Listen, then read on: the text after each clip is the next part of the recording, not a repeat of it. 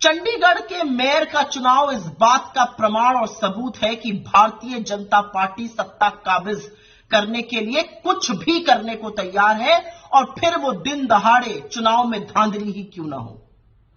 Chandigarh mayor के चुनाव को थोड़ा समझना जरूरी है। आम आदमी पार्टी और कांग्रेस ये चुनाव मिलकर लड़ रही थी। हमारे साझा उम्मीदवार कुलदीप सिंह थे, भारतीय जनता पार्टी के उम्मीदवार मनोज सोनकर थे। चंडीगढ़ नगर निगम में 36 वोट हैं मेयर चुनने के लिए। 14 नगर निगम के सदस्य भाजपा के थे, एक उनकी मेयर किरण खेर, एक शिरोमणि अकाली दल का वोट, 13 आम आदमी पार्टी के वोट और 7 वोट कांग्रेस के थे। 9 मनोनीत सदस्य होते हैं जिनका वोटिंग नहीं होती है। यह चुनाव 18 जनवरी को होना था। पीठासीन अधिकारी अनिल मसीह, जिनके भाजपा से अत्यंत प्रगाढ़ संबंध हैं, जो मनोनीत सदस्य हैं, जिनकी भाजपा में खूब आवभगत होती है, उनके तमाम वीडियो और फोटो वायरल हैं जहां पर भाजपाई उनका स्वागत करते हैं, वो पीठासीन अधिकारी थे। 18 जनवरी को वो यकाएक बीमार पड़ के अस्पताल में एडमिट हो जाते हैं, चुनाव टल जाता है। हम पंजाब हरियाणा हाईकोर्ट गए। पंजाब हरियाणा हाईकोर्ट ने यूनियन टेरिटरी के प्रशासन को निर्देशित किया कि चुनाव 6 फरवरी को नहीं 30 जनवरी को होगा। चुनाव हुआ।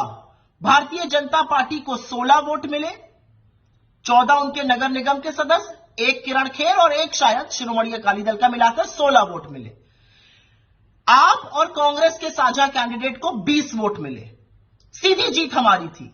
लेकिन पीठासीन अधिकारी अनिल मसीह, जिनके भाजपा से प्रगाढ़ संबंध है, उन्होंने हमारे 8 वोटों को अवैध घोषित कर दिया। और वीडियो में साफ दिख रहा है कि कैसे वो उन वोट बैलेट पे लिख रहे हैं, उस पे लाइन बना रहे हैं, और कैसे उसको झपट्टा मार के वो लेकर चले गए जिससे विपक्ष के लोग उसको देख भी ना पाए। तो ऐसी क्या मजबूरी थी? क्यों जरूरी था कि भाजपा के मेयर के कैंडिडेट को येन तेन प्रकरण जिताया जाए? क्या आज न्यायपालिका चुप रहेंगी? और कहां है वो मीडिया की मंडली जो लोकतंत्र खतरे में है पर नाक मुंह भू सिकोड़ते हैं और कहते हैं ऐसा आप लोग क्यों कहते हैं? वो क्यों आंखें तरेरते हैं? क्या आप इस पर एक शो भी करिएगा कि दिन दहाड़े 8 वोटों को अवैध घोषित किया जाता है, उस पर लिखा जाता है, उसके साथ खिलवाड़ किया जा रहा है, ये कैमरे में कैद है। क्या आप इस पर एक भी शो करने को तैयार हैं? और मैं आशा करती हूं कि इस देश की न्यायपालिका सुप्त नहीं रहेगी, इस पर एक्शन लेगी, क्योंकि असलियत यह है कि अगर यह होने दिया गया तो इस देश का लोकतंत्र खत्म हो चुका है।